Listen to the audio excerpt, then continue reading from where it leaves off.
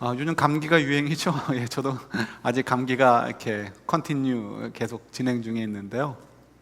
여러분도 조심하시면 좋겠습니다. 그래서 이렇게 오늘도 예배 끝나고 인사드리더라도 악수를 하지 못하더라도 여러분 양해하시고 오해 없으시면 감사하겠습니다. 이렇게 날씨가 차가우니까 참 저희들에게 많은 이렇게 불편이 오죠. 그래서 그럴 때마다 우리도 모르게 몸도 움츠려들 수 있고요. 또 그리고 마음도 움츠려들 수 있죠. 그래서 이 감기라는 거가 별거 아닌데 참 우리를 불편하게 하는 것들이 될 수도 있습니다. 우리를 불편하게 하는 것들이 많이 있죠. 참 우리 삶이 어떻게 보면 전부 다 우리를 불편하게 하는 것들이라고 얘기할 수도 있습니다. 또 반대로 생각하면 사실 그것들을 전부 다 우리를 유익하게 하는 것들이고 또 우리가 엔조이할 수 있는 것들이 되기도 하죠.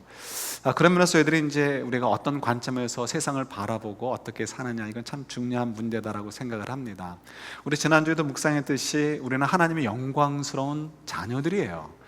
그러니까 정말 세상의 어떤 곳과도 비교할 수 없는 높은 자존감을 가지고 살아도 되고 살아야 되는 존재가 바로 저와 여러분들이죠. 근데 우리가 그런 자존감을 가지고 살지 못합니다. 왜냐하면 자꾸만 우리 눈에 보이는 다른 것들이 우리들이 생각하는 것보다 더 좋아 보이고, 그래서 우리들도 모르게 그것을 따라가고 싶은 마음들이 있기 때문이죠. 그래서 우리가 그 높은 자존감, 하나님의 영광스러운 자녀로서의 자존감을 갖지 못하고 자꾸 이렇게 흔들리는 믿음 속에 살 때가 많이 있는 것, 이게 참 우리가 극복해야 될, 우리 2016년 동안에 참 많이 또 애써야 될 부분이 아닌가 생각을 합니다.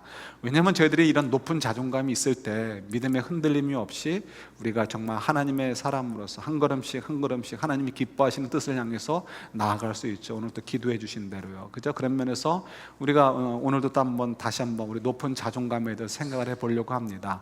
왜 우리가 이 높은 자존감을 이렇게 하나님이 주셨는데도 불구하고 이걸 우리가 소유하지 못하고 자꾸 놓쳐버리게 될 것인가? 왜 우리가 자꾸 이 자존감이 자꾸 내려오는가? 이 생각을 좀 해보자는 거죠. 지난주도 여러 가지 생각했지만 오늘은 또 뭐 좀 중복되는 부분도 있지만 또 다른 각도에서 두 가지로 한번 생각해 보려고 합니다. 첫 번째는 우리가 받은 것이 얼마나 존귀하고 좋은 것인지 우리가 잊어버리는 거예요. 우리가 하나님께서부터 받은 것이, 그래서 우리가 이 영적 자존감이 이렇게 높아도 되는, 우리 인생은 이렇게 높은 자존감을 가지고 살아도 되는 이유가 있는데 그 이유를 우리가 잊고 있는 거죠. 우리가 받은 것이 얼마나 큰지 모르기 때문에. 작년에 어떤 뉴스를 보다가 우연히 오래전에 있었던 이야기를 다시 한번 기억을 하게 되었습니다. 제가 처음에 그 하나님 나라, 그러니까 천국에 대한 것, 우리가 가게 될 영원한 나라에 대한 그 믿음이 사실 논리로는 이해돼도 이 가슴으로 오지 않을 때가 있었습니다. 이제 과정이죠. 그때 이제 요 얘기를 듣고서 제가 하이스쿨 때가 아니었나 싶은데 그때 이 얘기를 들으면서 처음으로 좀 시원하다 이런 느낌을 가졌습니다. 그렇지, 하나님 나라 정말 있지. 그 전에도 뭐 사람들이 나 천국 보고 왔다, 뭐 금으로 돼 있고 뭐 이런 얘기들은 솔직한 얘기로 다 뭐 요즘 이렇게 뭐 밝혀지는 대로 다 뭐 애들 말대로 뻥이고요, 그죠? 그런 얘기가 별로 들어오지도 않고, 그냥 뭐 요한계시록이 얘기하는 게 뭔지도 모르고 그냥 엉터리로 그냥 흉내내서 얘기하고, 그죠? 뭐 책도 쓰고 그래서 우리가 그런 감정도 듣고 와 그랬는데 사실 다 뭐 이렇게 나중에 얘기한 건 다 뻥이다 이렇게 얘기들 나오잖아요. 사실 뭐 그런 것들이 우리 귀에 잘 들어오지 않죠. 30년쯤 전의 이야기입니다. 전에도 오래전에 한번 말씀드린 적이 있는데요. 이렇게 퇴계로에서 있었던 그 어느 한 교회, 지금도 있는 교회인데 그 교회에서 그 어린이집을 했습니다. 어린이집을 했는데 이렇게 어느 날 방화범이 와가지고요, 이렇게 그 입구에다가 석유를 뿌리고 불을 확 지르고 그런 도망을 갔습니다. 그 다른 출입구가 없는 그 출입관인 곳에서 불이 갑자기 확 나니까요. 그때 마침 젊은 여자 스님 한 명이 있었는데 대학을 갓 졸업했거나 뭐 전문 대학을 졸업한 젊은 아가씨죠. 이 젊은 자매가 그 확 불이 나는 것을 보고 깜짝 놀라가지고요, 자기도 모르게 도망을 나온 거예요. 벌써 옛날이니까 이제 뭐 대피 훈련 이런 것들이 제대로 되지 못했었겠죠. 그래서 막상 도망 나와서 보니까 자기 혼자 나왔네요. 그러나 이미 너무 늦은 거죠. 그 교실에는 아이들이 바글바글 됐는데 그 교실에는 마침 유리창이 있어서 유리창을 넘어 올라서 뛰어내리면 되는데 그러면 밑에서 받아줄 수 있으니까. 그런데 아이들이 조그마니까 유리창을 올라갈 수가 없습니다. 그래서 결국은 이제 많은 아이들이 이렇게 생명을 잃었고 또 많은 아이들이 큰 화상을 입었습니다. 그래서 그때 그러니까 사회에서도 굉장히 큰 이슈가 된 적이 있습니다. 이 선생님이 젊은 선생님이니까 마음이 얼마나 여리겠어요. 그러니까 본인도 죄책감에 빠져가지고 어디 뭐 정말 살 방법을 찾지 못하는 거죠. 그때 같은 교회 이제 대학부 형제 자매들이 이제 그분을 권면해서 우리 아이들에게 찾아가서 이렇게 용서를 구하고 그래야 너도 마음이 편하지 않겠느냐, 너도 이렇게 회복이 될 수 있지 않겠느냐 이렇게 권면했겠죠. 그래서 병원을 찾아갔습니다. 병원을 찾아갔는데 아이들이 뭐 이렇게 신음소리 내고 난리가 났죠. 왜냐하면 그 화상이라는 게 굉장히 무섭잖아요. 그리고 많은 아이들이 죽었고 그 아이들 가운데 제가 작년에 본 뉴스를 보니까 그 아이들이 살아있는 아이들이 있는데 너무 평생을 비참하게 사는 거예요. 평범한 삶을 살지 못하는 거죠. 상처는 남아있구나 하는 느낌을 가졌습니다. 근데 그 아이들을 만나러 갔는데 아이들이 어떻게 얘기하겠습니까? 같이 있던 부모들도 욕을 할 것이고, 예, 그죠? 아이들도 그 마음속에, 그 어린 마음속에도 미워하는 마음이 있을 거 아니에요. 선생님 때문에 우리가 이렇게 목숨도 잃어가고 있고, 누구는 팔이, 누구는 귀가, 누구는 코가, 이런 식으로 누구는 온몸이 이렇게 그 고통 속에 살고 죽어가야 된다는 사실 때문에 선생님에 대한 원망이 쏟아졌을 것입니다. 그런 얘기를 들으면서 가는 거죠. 그러다가 어떤 한 아이에게 갔는데 아이가 그렇게 얘기했다고 하죠. 그 아이도 죽어가는 아이인데 온통 화상으로요. 근데 그 아이가 이렇게 얘기했다고 하죠. 선생님, 저는 선생님이 밉지 않아요.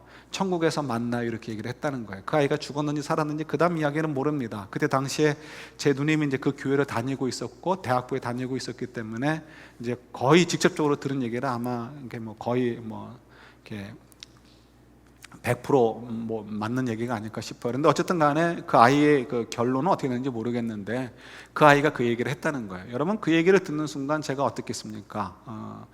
그냥 소름이 돋듯이 쭈삣쭈삣했던 그런 느낌이 아직도 조금 어렴풋이 남아 있습니다. 예, 그동안 누가 천국에 대한 얘기를 해도 솔직한 얘기로 별로 귀에 들어오지 않았습니다. 그런데 그 아이의 이야기를 듣는 순간 야, 정말 천국이 있나 보다 이런 생각이 드는 거죠. 왜요? 그 아이가 얼마나 고통스럽겠습니까? 그 아이에게 부모님이라고 선생님 욕을 안 했겠습니까? 주변에서 엄마들이 아빠들이 욕하는 그 얘기를 못 들었겠습니까? 그 아이라고 아프지 않았겠습니까? 그러나 그 아이가 어떻게 해서 그 얘기를 했겠습니까? 믿음이 좋아서. 여러분, 말이 믿음이 좋아서지 믿음이 좋아서 되겠습니까? 그걸로 안 됩니다. 정말 진짜 믿음이 있었던 거죠. 어떤 믿음일까요? 예수님 안에 있고 예수님이 그의 안에 있는 거죠. 그래서 그가 그렇게 너무 힘든 순간, 옛날에 몰핀이 뭐가 발달돼 있었고 몰핀을 맞는다고 해서 그 고통을 다 이길 수 없잖아요. 그럼에도 불구하고 예수님께서 그를 만나 주셨기 때문에 그가 그 고통에서 피할 길이 있었고, 예수님께서 그에게 천국을 보여주셨기 때문에 그가 들어서 아는 것이 아니고 보았기 때문에 선생님 천국에서 만나요라고 얘기하지 않았을까? 저는 이게 참 마음이 와닿아요. 그리고 지금까지 삶을 살아오면서 그것이 점점 더 저에게는 더 분명한 것 같아요. 그러니까 그 아이의 그 말을 이제 전해 들었고 나서 맞다, 천국이 정말 있다, 천국은 그런 것이구나 하는 생각을 좀 이렇게 좀 시원한 그 영적 갈증이 있을 때 시원한 물을 한 모금 마신 것처럼 그렇게 좀 느껴본 적이 있습니다. 여러분, 우리가 그 천국에 대해서 너무 가볍게 여겨요. 하나님의 영광된 자녀가 되었다는 것에 대해서 너무 가볍게 여겨요. 우리가 너무 거저받은 은혜라 그래가지고요, 그야말로 무료 급식소에서 이렇게 주는, 홈리스들에게 주는 그냥 무료 그냥 음식 한 끼 정도로 생각해요. 아니요, 우리가 하나님께로부터 받은 것은 이 세상의 어떤 것들로도 다 이게 팔아서라도 살 수 없는 하나님의 영광된 자녀가 된 거예요. 하나님의 영원한 나라의 백성이 되었고 우리가 약속되어진 것은 천국이라는 거죠. 이걸 우리가 이미 받았단 말이에요. 그런데도 불구하고 우리가 이걸 모르니까, 이 가치를 모르니까 여전히 우리는 왜 나는 남들이 있는 저 좋은 핸드백이 없을까? 난 남들이 있는 저거 없을까? 난 왜 저기 없을까? 저기 없을까? 왜 이렇게 이런 식과 저렇게 하는 식으로 우리가 이 생각을 자꾸 세상 것으로 바뀌어버리는 거예요. 그러니까 저희들이 점점 어떻게 됩니까? 우리가 이 높은 자존감을 가지고 이 세상이 우리를 부러워해야 되는데 오히려 우리가 세상을 부러워하는 삶, 이런 안타까운 것을 저희들이 살게 되는 거란 말이에요. 첫 번째, 우리가 왜 이렇게 방황하는가? 왜 이 높은 자존감을 자꾸 놓쳐버리는가? 우리가 이미 하나님께로부터 받은 것이 얼마나 소중한 것인가를 우리가 깨닫지 못해서 그런다는 거예요. 그래서 우리가 늘 이것을 좀 묵상하는 것이 필요합니다. 두 번째, 오늘 본문과 관련된 것인데요, 이건 우리가 여행으로 표현하면 좋을 것 같아요. 저도 여행을 참 좋아하는데, 여러분, 여행 갈 때 우리가 어떤 생각을 가지고 갑니까? 예를 들어서 우리 바로 옆에 있는 섬이 어디예요? 우리 제일 가까운 섬 하와이, 그죠? 제일 가까운 섬인데도 우리가 거기를 한 번을 잘 못 가요. 그런데 하와이 한 번 가고 싶어서 갖다 치자 이거예요. 그럼 갈 때는 왜 가는 거죠? 근심하고 걱정하려고 가는 게 아니에요. 우리 일상의 삶에서 우리 생활하는 그 삶 속에서 오는 인생의 짐이 무겁잖아요. 우리 매일매일 쫓기는 그 고민거리들이 좀 버겁잖아요. 그러니까 그걸 좀 잠깐 내려놓고 좀 그런 것들로부터 자유로워져서 우리가 좀 느껴보지 못했던 감정도 느껴보고 생각하지 못한 것도 좀 생각하면서 좀 자유롭게 좀 이렇게 쉬고 릴렉스하고 새로운 좀 이렇게 힘을 얻기 위해서 리프레시하기 위해서 가는 거죠. 근데 우리 그런 거 갖다가 우리가 베케이션이라고 하고 우리가 베케이션을 갑니다. 그래서 베케이션이라는 건 참 우리에게 유익한 것입니다. 그럴 때 영적으로도 새로운 것들을 우리가 또 느낄 수 있기 때문에 그렇죠. 우리가 여행을 가는 것과 마찬가지로 많은 사람들이 종교를 선택하는 이유는 바로 여기에 있습니다. 그죠? 내 삶이 너무 지치고 힘들어요. 그래서 내가 신적인 존재를 찾고 싶고 어떤 종교를 통해서 나의 이런 무거운 짐들을 좀 내려놓고 싶고 내가 뭔가 좀 이 삶에서 좀 자유로워지고 싶은 것, 이래서 우리가 종교를 택합니다. 우리 기독교인들도 마찬가지죠. 예수님께서 약속해 주셨죠. 수고하고 무거운 짐 자들아 다 내게로 오라. 또 우리가 하나님께 뭐라고 말씀하셨어요? 예수님께서 하나님에 대해 얘기할 때 세상에 악한 아버지도 좋은 것을 줄 줄 알거든 너희 하늘 아버지야 오죽하면 얼마나 신실하시고 선하신 분인데 얼마나 좋은 것들로 너희들에게 아끼시겠느냐, 너희들에게 필요한 것들을 다 채워주시겠지, 채워주신다라고 말씀하셨잖아요. 그러니까 우리가 그 말씀도 있으니까 우리가 더 믿는 거예요. 그래서 우리가 예수님을 믿었어요. 그런데 예수님 믿었는데 우리가 생각하는 것들로부터 생각보다 자유로워지지가 않는 것 같아요. 그죠? 여전히 우리 삶에는 무게가 있고 힘이 든 것들이 있어요. 그래서 우리도 모르게 내가 여행 오려고 비싼 돈 코스트 지불해서 여행을 왔는데 이게 뭔가 하는 식으로 우리가 정말 신앙생활 하는데 고민이 있는 거예요. 그런데 정말 우리가 사는 이 인생이 그런 베케이션과 같은 여행이고 예수를 믿고 예수를 얻게 되었을 때 갖는 삶이 바로 그런 삶인가? 라는 퀘션을 가질 필요가 있어요. 그런데 성경에서 얘기하는 것은 우리의 삶을 또 예수님을 믿는 것을 여행이라고 표현해도 좋은데 그 여행은 베케이션의 여행이 아니고요 비즈니스 출입의 여행이란 말이에요. 그죠? 그래서 저희들이 아는 대로 하나님께서 우리에게 가진 기대가 있으시고요 그 기대를 따라 사는 삶, 그것이 바로 우리 인생이에요. 그래서 우리는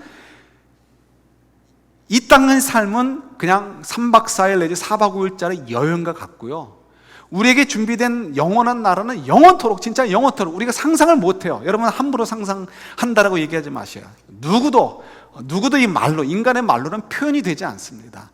그 우리가 알지 못하는 그 영원한 나라, 하나님의 그 영광됨, 그 참된 샬롬 있는 나라를 우리가 약속받고 있고요 우리에게 주어졌고요 하나님의 약속은 이미 성취된 거예요. 그래서 구약에서 보면 과거형으로 얘기를 합니다. 하나님께서 말씀하신 거, 하나님이 계획하신 거, 하나님이 약속하신 것은 반드시 성취되기 때문에 과거에 이미 이루어진 것과는 똑같다라는 거죠. 정말 우리에게 주어진 것은 그거예요. 그리고 이 땅은 단지 그 때를 가기 위해서 우리에게 상급을 받도록 하기 위해서 하나님께서 잠깐 파송하시고 우리로 하여금 목적을 주신 거예요. 그래서 우리는 이 땅 속에서 우리 하나님이 주신 목적을 따라 살다가 가면 되는 거예요. 그래서 이 땅에 사는 것은 베케이션이 아니고 예수님을 믿어서 가는 그 믿음의 삶도 비즈니스 출입이라는 거죠. 그래서 우리의 관점과 하나님의 관점이 다르기 때문에 우리가 힘들어하는 거예요. 그런데 우리가 분명히 알아야 돼요. 우리의 관점은 사단이 주는 거짓이고요 실제는 뭐라고? 우리는 비즈니스 출입을 하는 사람들인 거예요. 그래서 우리가 이 비즈니스 출입을 하는 사람이라는 것을 딱 생각하고 우리 인생을 보게 될 때 전혀 다른 그림들이 우리 눈에 보이게 되어지고 우리 생각이 달라지게 되는 거예요. 오늘 본문 속에서 우리가 좀 더 자세히 좀 이렇게 살펴봤으면 좋겠습니다. 우리가 좀 그냥 이렇게 넘어가기 전에 성경을 한 군데 찾아보면서, 찾지 마세요. 이거는 제가 준비했습니다. 보시면서 좀 이렇게 우리 결론을 조금 더 여러분들이 쉽게 이해할 수 있으면 좋을 것 같아요. 우리 19절, 20절, 21절을 준비했는데 이것도 표준 세번역으로 준비했습니다. 그래서 여러분 한번 같이 19절은 제가, 20절은 여러분들이, 21절은 함께 같이 받도록 하겠습니다. 억울하게 고난을 당하더라도 하나님을 생각하면서 괴로움을 참으면 그것은 아름다운 일입니다. 죄를 짓고 매를 맞으면서 참으면 그것이 무슨 자랑이 되겠습니까? 그러나 선을 행하다가 고난을 당하면서 참으면 그것은 하나님께서 보시기에 아름다운 일입니다. 바로 이것을 위해서 여러분은 부르심을 받았습니다. 그리스도께서도 여러분을 위하여 고난을 당하심으로써 여러분의 그의 발자취를 따르게 하시려고 여러분에게 본을 남겨 놓으셨습니다. 아멘. 예, 여기 보면 우리가 왜 부르심을 받았다고요? 예수님처럼 살도록 하기 위해서. 근데 예수님처럼 어떻게 해요? 그 삶은 고난이란 말로 표현이 되어지는 거예요. 아니, 하나님께서 삐뚤어진 마음을 갖고 계실까요? 이게 뭐라고 표현해야 될지 모르겠지만 괜히 우리에게 심술을 부리시는 걸까요? 왜 예수님을 믿었는데 고난을 받으라고 얘기하십니까? 왜 예수님도 고난을 받으셨습니까? 이 땅에 오셔서. 우리는 예수님 믿어서 고난을 피하고 싶은데, 그죠? 우리 기도 제목도 그렇잖아요. 그런데 여기서 얘기하는 고난이라는 것은 다른 것이 아니고요, 그냥 받는 고난이 아니고 예수님의 제자이기 때문에, 하나님의 백성이기 때문에 하나님 백성답게 살다 보니까 받게 되는 고난을 얘기하는 거예요. 이거 좀 더 쉽게 얘기하도록 할게요. 어제 본문을 여러분들 또 금요일 하고 또 토요일 그 본문을 가지고 묵상을 하신 분들은 이해가 될 것입니다. 거기 종과 아내에 대한 얘기가 나오죠. 종과 아내, 또 남편도 한 절 나오지만 어쨌든 주된 것은 종과 아내에 대한 교훈입니다. 근데 뭐라고 얘기합니까? 순종하라고 얘기 나옵니다. 그럼 우리가 또 벌써 우리 뭘 생각합니까? 우리 그 공자 얘기를 하죠. 이게 아내들이여 남편에게 순종하라. 이때 이 순종은 공자가 얘기하는, 유교가 얘기하는 그런 순종이 아니에요. 그런 순종은 뭐예요? 힘의 원리에 의한 사단의 생각에, 그거는 XXX예요. 그런 XXX 그런 생각 우리 머릿속에 지워버려야 돼요. 유교요? 여러분 뽑아 버리셔야 돼요. 공자가 뭘 알아요? 사단의 자녀가 우리에게 무슨 유익을 줄 수 있겠어요? 다 뽑아 버리셔야 되는 거예요. 우리에게, 내 남자한테 유익한, 힘 있는 사람한테 유익한 논리가 그런 논리지, 하나님 말씀 그렇지 않습니다. 하나님 말씀 남자고 여자가 어디 있고 종이고 하인이 어디 있어요? 어른이고 어린이 어디 있어요? 예, 애들한테 어른 앞에서 무슨 그런 얘기, 이게 굉장히 권위적이고 사단적인 생각이에요. 여러분 이거 아주 그냥 뿌리째 뽑아버리셔야 되는 거예요. 주님께서는 뭐예요? 주님 안에서 모두가 다 새로운 피조물이고 서로가 평등한 거예요. 다만 우리가 존중하는 것이 필요한 거죠. 예?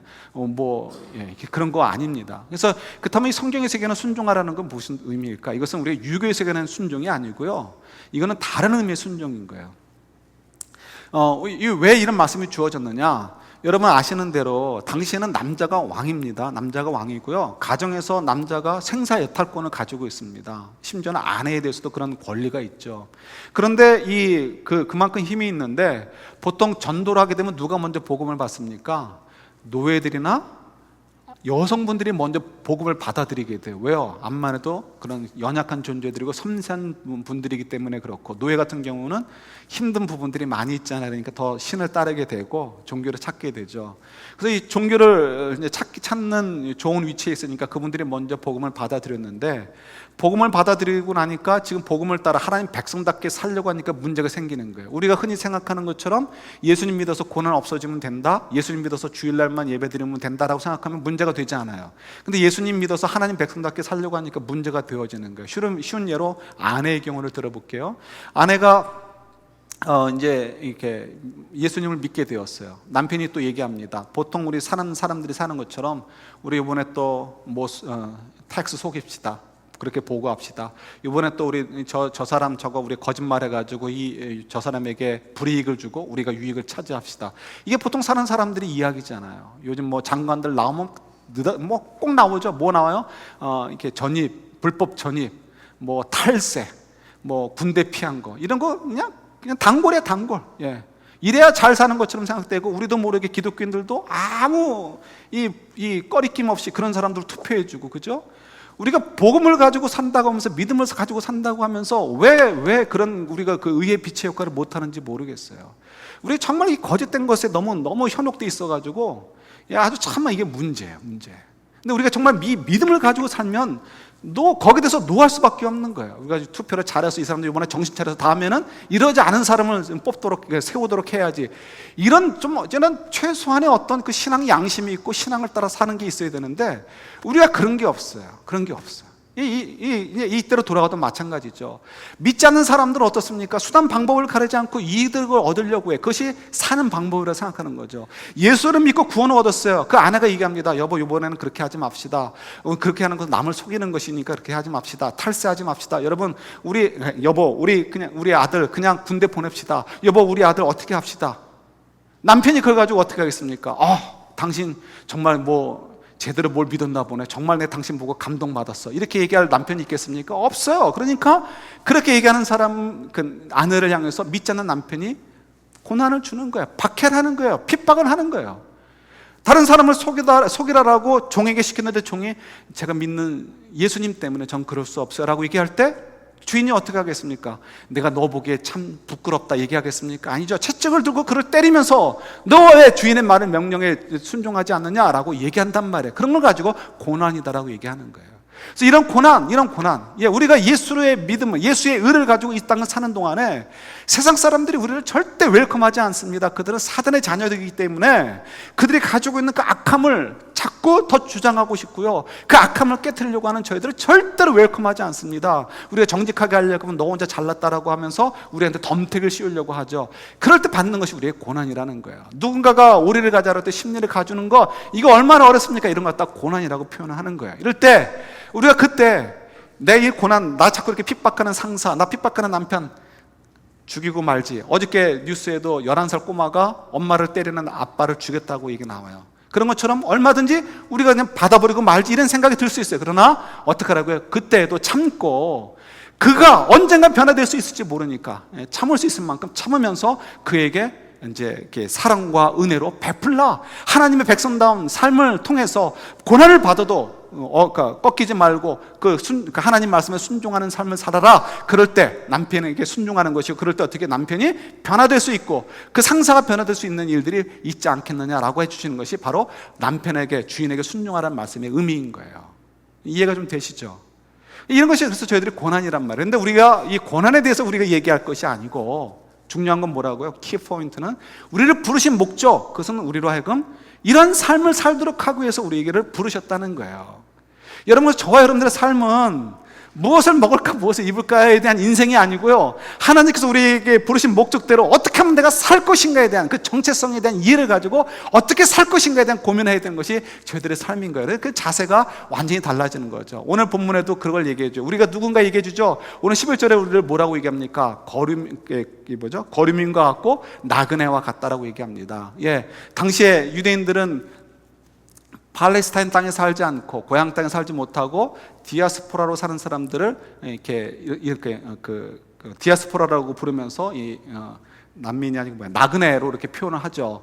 근데 그것을 갖다가 지금 베드로는 우리 성도들에게 얘기하는 거예요. 그 예루살렘에 살든 어디에 살든 상관하지 않고 모든 사람들은 나그네와 같다는 거죠. 왜요? 우리는 아브라함처럼 본향을 향해 가는 사람들이기 때문에 그렇습니다. 여러분, 저나 여러분들은 본향을 향해 가는 사람들이에요. 그래서 이 땅에서는 천막 생활하는 거예요. 이 땅에서는 하나님께서 우리를 부르신 목적대로 하나님 백성다운 삶을 사는 것, 그걸 보여줌을 통해서 이제 어떻게 된다는 걸 이제 우리 살펴보도록 할게요. 그래서 우리는 거류민과 같은 사람이라는 거예요. 여러분 기억하셔요. 그럼 어떻게 살아야 되는가? 첫 번째는 정욕을 멀리하라는 거예요. 정욕을 멀리하라. 정욕을 멀리하라. 영혼을 거스르는 정욕을 멀리하라. 이건 무슨 의미일까요? 정욕을 멀리하라라고 할 때는 우리가 자꾸 이 서양 철학의 영향을 받아서 그렇게 생각하는 경우가 있는데, 조심하셔야 돼. 뭐냐면 우리 인간은, 휴먼 빙은 영과 육으로 만들어졌다, 구성되어져 있다라고 생각을 합니다. 죄송해요.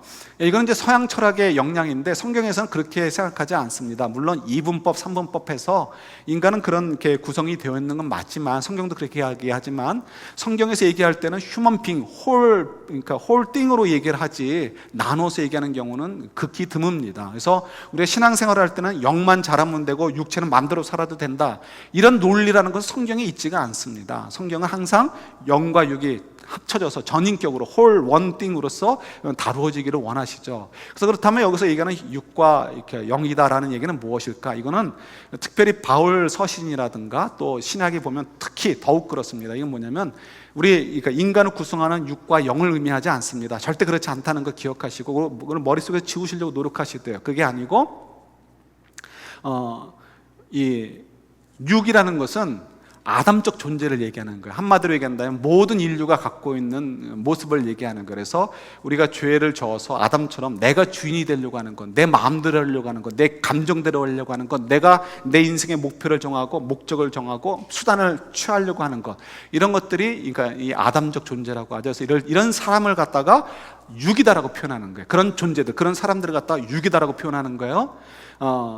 그래서 뭐 이렇게 또 두 번째 영이라는 것은 뭐냐면 거듭난 사람을 얘기하는 거야. 거듭나서 우리 속에 성령께서 임하시면서 우리에게 새 영을 불어넣어 주셨죠. 그래서 이 하나님과 교통하면서 하나님의 인도하심을 받아 사는 사람을 갖다가, 그런 존재를 갖다가 영이다라고 표현하는 거예요. 그래서 저 여러분들 속에는 뭐가 있습니까?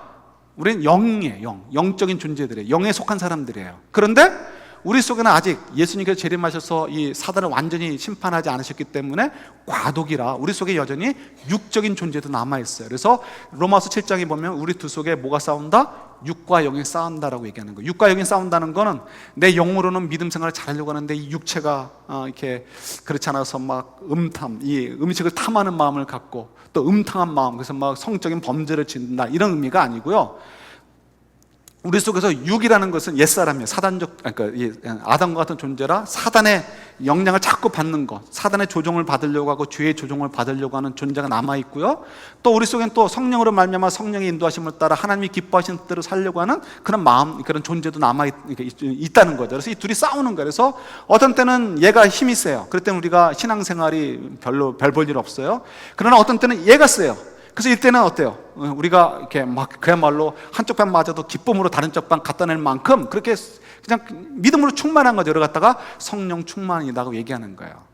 그래서 성령 충만하면 그러면 뭐 눈이 뒤집히고 뭐 이게 정신을 놓고 이런 거가 아니고 정신 멀쩡한 거예요. 멀쩡한 건데 우리가 인격적으로 성령의 인도하심에 민감하게 반응하고 순종할 수 있어서 이 사단이 아무리 우리를 유혹하려고 해도 우리가 넉넉하게 이길 수 있는 그런 상태, 이거 갖다가 성령 충만이라고 하는 거예요. 그래서 이거는 매일 다르고요. 하루에도 몇 번씩 바뀔 수 있는 것이 이런 상태라는 것이죠. 그래서 여기서도 본문에서도 얘기하는 것은 바로 그거예요. 너희들 뭐 이렇게 단지 뭐 이렇게 뭐 술 취하거나 아니면 뭐 바람 피우거나 뭐 이렇게 뭐 돈 가지고 장난질하거나 뭐 이거 하지 말라, 단지 그런 의미가 아니고요.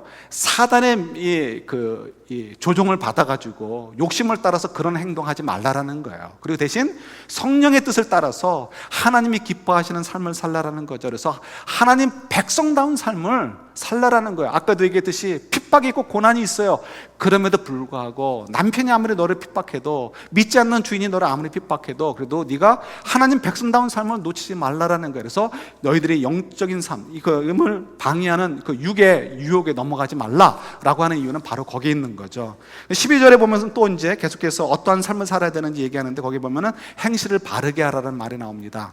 행실을 바르게 하라는 말 가운데 거기에 보면은 너희들이 욕을 먹고 있다는 거죠. 근데 이 욕을 먹는 것은 사실은 오해입니다. 요즘은 우리들이 욕을 먹는 것은 우리가 핑계댈 수 없어요. 우리가 잘못했기 때문에 욕을 먹어요. 그러나 이때에도 욕을 많이 먹었어요. 그래서 결국 네로 황제의 핍박을 받는 것도 바로 이런 오해로부터 사람들의 마음이 떠났기 때문에, 그래서 이 기독교인들이 핍박을 받는 대상으로 선택이 되어집니다. 근데 왜 욕을 먹었는가? 제가 적어둔 대로 이제 성경 배경 주석에 나와 있는 것을 그냥 적어드렸는데요. 너무나 유명한 얘기들이죠. 무신론자들이다. 왜요? 이분들은 이렇게 예수님 외에는, 하나님 외에는 다른 신은 다 가짜다라고 얘기하는 거죠. 그러니까 그 사람들이 당시에 이방인들이 볼 때는 왜 다른 신들을 인정하지 않느냐는 것을 무신론자다라고 생각을 하고, 또 그다음에 이렇게 이 식인종이다라고 오해를 또 사는 거예요. 왜요? 우리 기독교인들이 모여서 성찬식을 할 때 이것은 그리스도의 몸입니다, 이것은 그리스도의 피입니다라고 해서 똑같이 하나 나누는데, 지나가던 사람이 그걸 듣고서는 뭐라고요? 이 사람들이 지네들끼리 모여가지고 사람 잡아다가, 애기 잡아다가 살 뜯어먹고 피 마신다, 이렇게 생각을 해버리는 거예요. 그러니까 그런 또 오해가 생기게 되어지고, 또 근친상간자들이다라는 표현을 하는 거예요. 왜 이렇게 또 오해를 하느냐? 우리가 이렇게 젊은이들 그런 경우가 많은데, 뭐 형제님 사랑합니다, 자매님 사랑합니다 이러다가 또 뭐 눈이 맞아가지고 결혼할 수도 있잖아. 근데 서로 데이트하면서도 형제님 사랑해요, 자매님 사랑해요 이런 얘기를 하는 걸 또 지나가다 들었어요. 그런데 브라더 I love you 하는 거, 시스터 I love you 하는데, 이 브라더가 시스터가 무슨 의미인지 모르니까 이것들 근신 형제 자매끼리 서로 사랑하고 결혼하고 육체적인 관계를 맺나 보다, 이런 생각을 해가지고 또 근친상간자라고 이렇게 오해를 하게 되는 거죠. 이런 오해 때문에 지금 기독교인들이 많이 욕을 먹고 있었어요. 거기다가 그러니까 그런 것들이 뒤집어 쓰게 되니까 뭘 해도 오해를 받는 거예요. 그러니까 야, 너희들 그런 기독교인들 같은 그런 그런 종교를 받아들이니까 네가 내 말을 안 듣지, 뭐 이런 얘기를 하게 되는 거죠. 정직하게 하려고, 옳은 일을 하려고 해도 그들이 믿지 않는 거예요. 그래서 이제 요 베드로가 너희들이 그럴 때일수록 더욱 더욱 정말 하나님 받은 은혜를 나누는 삶을 통해서, 하나님 백성다운 삶을 통해서 너희들이 정말 착한 행실이 드러나게 되어져서, 그래서 사람들이 우리가 가졌던 것은 오해구나 하는 것을 풀어갈 수 있도록 너희들이 더욱 착한 행실을 행하라라고 얘기하는 것이죠. 그리고 그걸 통해서 어떻게 하라고요? 이제 결론적으로 모든 사람들이 하나님께 영광을 돌리도록 하라라고 말씀하고 계시는 거예요. 우리 성경 한 군데 한번 찾아보는데, 두 군데 찾아보는데 먼저 한 군데 찾습니다. 우리 여호수아서 7장 한번 찾아보도록 할게요.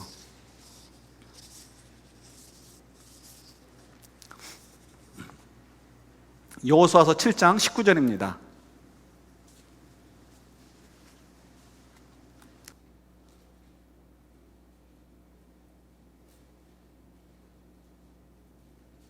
(7장 19절) 20절, 21절은 제가 읽고요. 19절만 같이 읽겠습니다. 19절이요. 같이 있습니다. 그러므로 여호수아가 아간에게 이르되 내 아들아 청하노니 이스라엘의 하나님 여호와께 영광을 돌려 그 앞에 자복하고 내가 행한 일을 내게 알게 하라. 그 일을 내게 숨기지 말라 하니, 그 다음부터는 제가 빨리 읽을게요. 눈으로 보세요.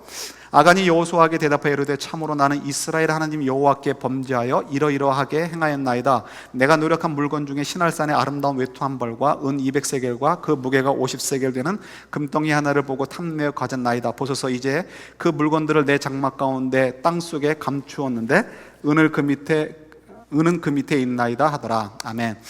이 말씀은 여러분 잘 아시는 대로 여리고성을 점령했을 때 아간이 이제 모든 것들을 하나님께 드리라고 했는데, 근데 자기가 좀 훔쳤죠. 그때 이제 이제 얘기하는 것이 좀 중요합니다. 여호와께 영광을 돌리라. 여호와께 영광을 돌리라는 얘기는 되게 좀 회개해서 하나님을 찬양하라 이런 의미가 아니고요. 하나님의 의로우심과 정의로우심과 공의로우심과 하나님의 위대하심을 네가 인정하라는 거예요.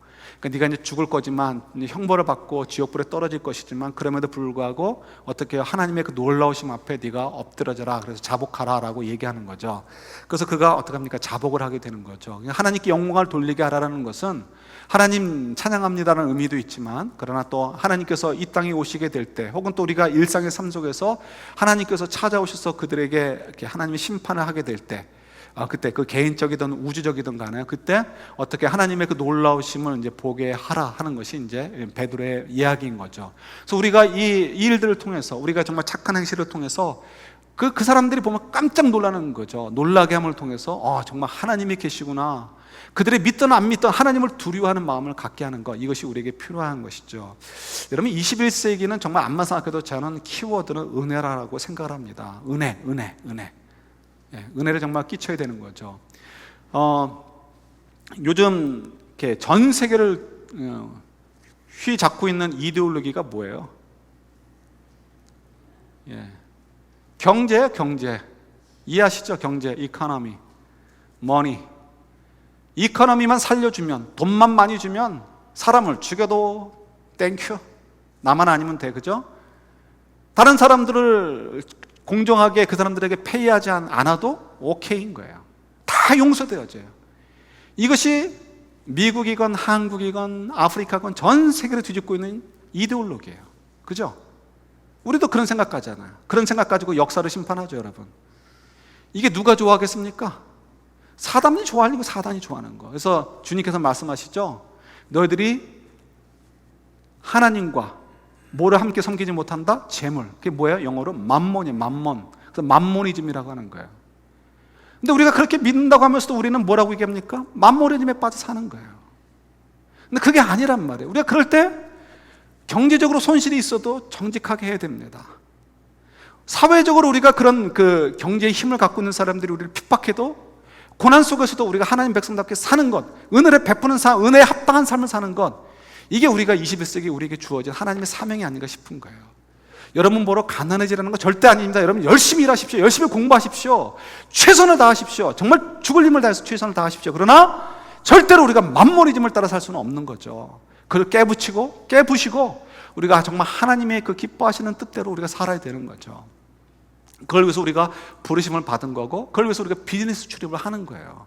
그리고 결국 우리 본향으로 향해 가는 거죠. 그런데 우리가 이걸 놓쳐버리는 거가 우리 너무너무 마음이 아프고 이제 가슴이 아픈 거죠. 여러분, 우리가 어떤 관점을 가지고 사느냐 참 중요합니다. 엊그저께 금요일 날 이제 사무엘이 학교를 갈 때 제가 모처럼 라이드를 주게 되었습니다. 보통 아내가 하는데 마침 제가 아침에 일찍 이제 제 아들 학교 방향으로 갈 일이 있어가지고요. 일이 있어서 그냥 제가 가는 김에 이제 드랍을 해주려고 가게 되었습니다. 모처럼 아들이랑 가니까 좀 얘기를 하죠. 그래서 또 마침 프라이데이니까 좀 기분 좀 띄워주려고, 야, 너 오늘 금요일에 너무 좋겠다 이렇게 얘기를 했습니다. 그랬더니 시큰둥하게 답을 하면서 뭐 별로래요. 그래서 제가 물었습니다. 야, 그러면 너 금요일이 아니면 언제가 좋아? 이렇게 물었습니다. 그랬더니 아들이 또 얘기를 하는데 뭐 다 똑같대요. 그 느낌이 이제 그거죠. 이 고등학생이라 확실히 뭐 열심히 하든 안 하든 간에 학생들이니까 이 스트레스가 있구나 이런 이제 생각을 이제 드는 거죠. 그냥 갈 수 없잖아요. 그래서 이제 마침 또 읽었던 이 글이 있어서 또 얘기를 해줬습니다. Life is good이라는 얘기를 해줬는데요. 여러분 그 티셔츠 가운데 Life is good이라는 그 로고, 로고라고 해야 될까요? 웃는 얼굴, 초등학생도 그릴 수 있는 그런 웃는 얼굴과 그다음에 Life is good이라는 그 로고라고 해도 되겠죠. 그 글씨가 쓰여 있는 티셔츠가 있습니다. 그러면 같은 티셔츠인데도 불구하고 그거는 한 5불 정도 더 비싼 것 같아요. 그래서 좀 예쁘장하게 잘 만든 옷입니다. 그런데 이 옷이 어떻게 탄생이 되었느냐, 그 비하인드 스토리가 재미가 있더라고요. 원래 그 보스턴에 주변에 살았던 사람들 같습니다. 그런데 이제 그 형제가 1989년인가 그때 처음으로 둘이서 티셔츠를 만들어서 팔기 시작을 했는데 하루 종일 팔아도 한 장을 못 팔았대요. 그렇게 5년을 지나다가 5년 후에 이제 그때 가서 이제 아이디어가 이제 떠올라서 Life is good이라는 것, 그다음에 그 웃는 얼굴을 넣어가지고 티셔츠를 만들어서 팔았더니 그날부터 이제 대박이 터져가지고 지금은 한 1억 불 정도 상당의 회사가 되었다는 거죠. 이유는 이제 그렇습니다. 그 두 형제가 이제 초등학교 입학할 즈음에 아버지하고 어머니가 교통사고를 당했어요. 그래서 아버지는 오른손의 불구가 되었고 어머니는 이제 그 손가락을 마음대로 움직이지 못하는 그런 이제 장애를 얻게 되었습니다. 당시에 아버지가 오른팔을 못 쓰게 되었다. 이 얘기는 뭘 의미하죠? 경제력을 상실했다는 거죠. 그러니까 아버지가 이제 결국은 분노 조절 장애에 걸려가지고, 그럼 이제 질병이죠, 그것도 병에 걸려서 집에서 할 수 있는 건 뭐예요? 뭐든지 집어던지고 소리 빽빽 지르는 거, 그거가 그 아버지가 할 수 있는 일이었습니다. 그러니까 집안 분위기가 영 이렇죠. 그런데 감사하게도 그 어머니도 손가락을 마음대로 움직이지 못하는데 그 어머니가 위대한 어머니예요. 그 어머니는 그 어려운 상황 속에서도 그 음식을 만들 땐 꼭 일부러 그랬던 것 같아요. 노래를 부르면서 즐겁게 흥얼거리면서 음식을 만들었다는 거죠. 그리고는 특히 저녁 식사할 때는 아이들을 불러 모아서 함께 식사하면서 아이들에게 물었다는 것입니다. 오늘 좋은 일이 무슨 일이 있었니? 이렇게 물었다는 거예요. 그러면 아이들이 처음에 하면 쭈삣쭈삣해서 할 얘기들이 없죠. 그러나 매일매일 그렇게 하다 보니까 평소에는 별거 아닌 것처럼 느껴졌던 일들 하나하나가 너무 소중하고 좋은 것이라는 것을 깨닫게 되었다는 거예요. 그래서 집안 분위기가 완전히 바뀌었다는 거죠. 그 다음부터는 자연스럽게 그동안 가졌던 것처럼 아버지가 소리 빽빽 찔러니까 굉장히 구름이했다, 뭐 이런 거, 아니면 또 학교에서 선생님이랑 어떤 일이 벌어졌다, 스트레스 뭐 이런 얘기들을 하는 거가 아니고요. 이제 모이면 만나서 하는 얘기가 아이들이 친구들끼리 무슨 장난질을 쳤다, 뭐 했다라고 하면서 좋은 일들만, 재미있는 일들만 자꾸 얘기하게 되니까 집안 분위기도 좋고 그렇게 이렇게 살게 되었다는 거예요. 그러다 보니까 이제 아까 말씀드렸듯이 5년 동안 하루에 티셔츠 한 장을 제대로 못 팔면서 그렇게 살아갔는데, 그 스트레스에서 파는 거죠, 길거리에서. 그러다가 이제 어머니가 가르쳐줬던 것, Life is good이라는 거를 우리가 한번 상표화해보자 해서 그 아이디어, 어머니가 주었던 교훈을 가지고 티셔츠에다가 박아서 팔았더니 그 대박이 터졌다는 거죠. 근데 그 얘기가 참 재미가 있는 것 같아요. 그래서 제 아들에게 간단하게 얘기해 줬습니다. 그러면서 Life is good이다라고. 그랬더니 너는 어떻게 생각하냐라고 물어보니까 아들이 자기도 그렇게 생각을 한대요. 그래서 제가 물었습니다. 너 왜 그렇게 생각해? 이렇게 물었어요. 그랬더니 뭐 생각을 하다가 뾰족한 답이 없는지 저한테 물어요. 아빠는 어떻게 생각하냐? 그래서 아빠도 라이프 이즈 굿이다. 또 아빠는 왜 그렇게 생각하냐? 그래서 이제 뭐 자신 있게 대답했죠. 나는 예수님 안에 있다는 건 믿는다.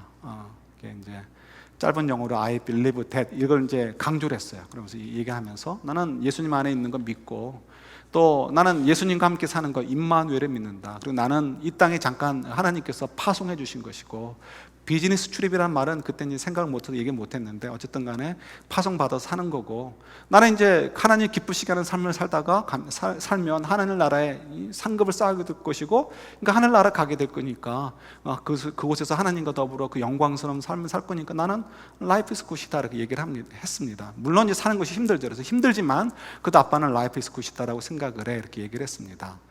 그때 이제 그 얘기를 하고 나서 이제 혼자 이제 제가 일보러 가면서 잠깐 또 번뜩이는 생각이 있었어요. 이왕이면 아들한테 너랑도 함께 있어서 참 나는 라이프 이즈 굿이야 라고 얘기할 걸, 이런 생각이 들었어요. 센스가 좀 부족했네 이렇게 생각했는데, 좀 더 지나가다 보니까 그게 아니구라는 것을 또 동의할 수 있었습니다. 생각이 들었습니다. 왜냐하면 입장을 바꿔서 만약에 제 아들이 아빠가 있고 엄마가 있어서 라이프 이즈 굿이다라고 생각한다면 아빠가 없어질 수 있고 엄마가 없어질 수 있어요. 그러면 life is bad이 되거나 life is not good 이렇게 되로 바뀌게 될 거 아니에요. 그렇지 않다는 거죠. 설사 아빠가 혹은 엄마가 없다 할지라도, 뭐 생각도 하기도 싫지만 설사 아들이 없다 할지라도 life is good이라는 거죠. 왜요? 우리 하나님 안에 있고 하나님께서 우리 생각이 너머에서 하나님의 그 신실하심과 사랑으로 이 모든 것들을 다 진행하시기 때문에 그런 거예요. 그죠? 그래서 여러분, 저희들의 삶은 정말 굿입니다. 굿. 라이프 이즈 굿이에요. 왜요?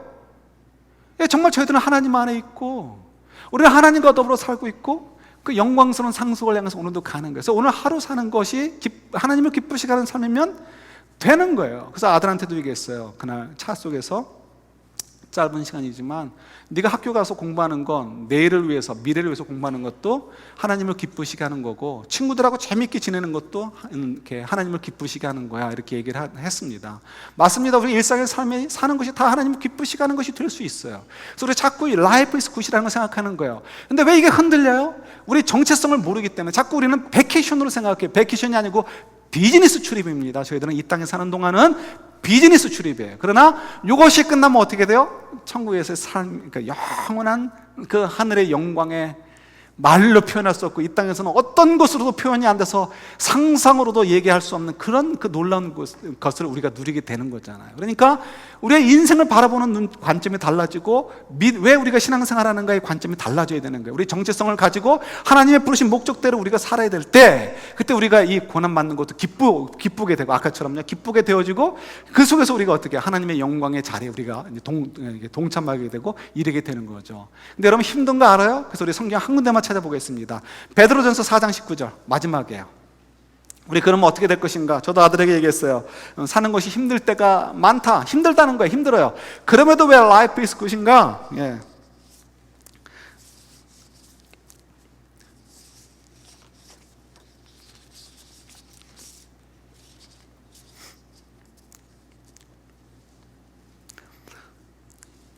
같이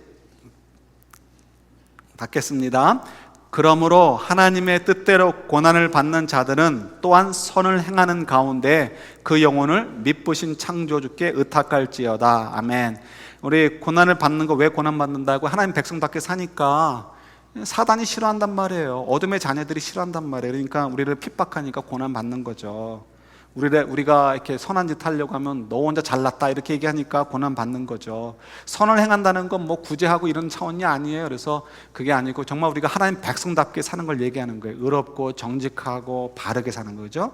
우리 이렇게 삶을 사는 것은 고등학생이 받는 스트레스처럼 저희들도 스트레스가 있고 힘이 들어요. 그러나 여러분, 라이프 이즈 굿입니다. 왜요? 우리의 정체성을 잘 이해하면 이게 하나님 우리에게 상 주시려고 하는 거구나 하는 걸 아니까 우리 이렇게 살아가면 하나님이 지금도 나와 함께 하실 뿐만 아니라 영원토록 하나님의 영광의 상태에 우리가 이르게 될 것이니까 우리가 정말 라이프 이즈 굿이고, 오늘 우리가 고난 받아도 기쁘게 받자. 오늘 내가 하나님 백성답게 살려고 하니까 사람들한테 좀 따돌림 당하고 조롱을 받아도 기쁘게 살자. 이런 말씀들을 우리가 함께 나눌 수 있게 되는 거죠. 2016년 여러분, 저 여러분들이 이런 높은 영적 자존감을 가지고요, 우리가 좀 고난 받았으면 좋겠어요. 기쁨으로.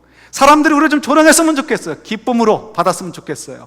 우리가 정말 사람들이 만머리집에 빠져서 경제면 다 돼 라고 얘기할 때도 아니에요, 그렇지 않아요 라고 얘기해 줄 수 있는 것. 사람들이 우리를 가지고 조롱하고 우리를 좀 따돌림하고 우리를 좀 갖고 놀려고 해도, 우리가 좀 때로는 바보 같은 취급을 당해도 우리는 그 하늘의 영광을 생각하고 그 높으신 하나님이 나와 함께 하신다는 걸 생각하니까 그것이 좋고 그것이 기뻐서 제 미쳤나 할 정도로 때로는 전혀 상상할 수 없는 상황에서 슬쩍 웃기도 하면서 우리 2016년을 좀 살아갔으면 좋겠습니다. 흔들리지 않는 자존감 가지고 정말 하나님 백성답게 살아가는 저희들, 그 속에서 뭇 백성들이, 그리고 어둠의 권세들조차도 하나님의 영광 앞에 무릎 꿇게 하는 그런 귀한 한 해가 될 수 있기를 우리 주님의 이름으로 축원합니다. 아멘. 같이 기도하겠습니다.